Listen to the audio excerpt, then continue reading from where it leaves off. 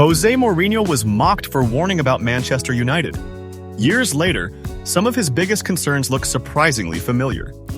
When Mourinho left in December 2018, many blamed his tactics and his personality, but his warnings about the club went much deeper. First, Mourinho called finishing second in 2017-18 one of his greatest managerial achievements. At the time, that sounded ridiculous. Manchester United were supposed to challenge for titles, not celebrate second place.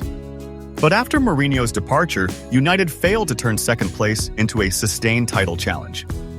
The important point isn't that second place was good enough, it's that Mourinho understood how far the squad still was from City. Second, Mourinho repeatedly warned that United's problems were bigger than one manager or one formation.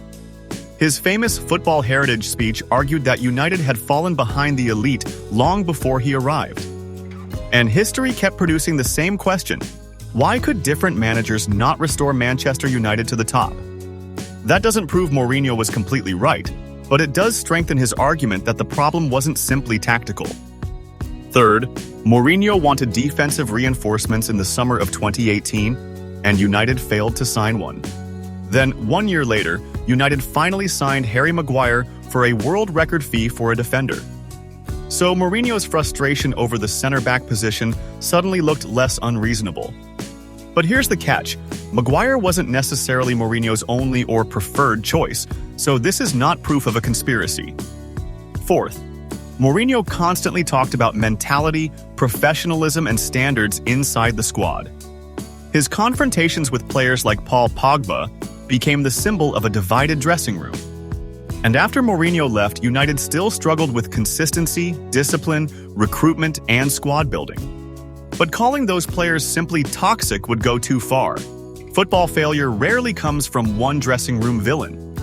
The bigger lesson is this: changing managers repeatedly cannot fix a club without consistent recruitment and a clear football structure.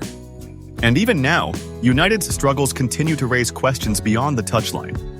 After United's shock opening day defeat to newly promoted Hull, those questions are impossible to ignore. Maybe Mourinho wasn't right about everything, but perhaps he was right about one thing: Manchester United's biggest problem was never just the manager.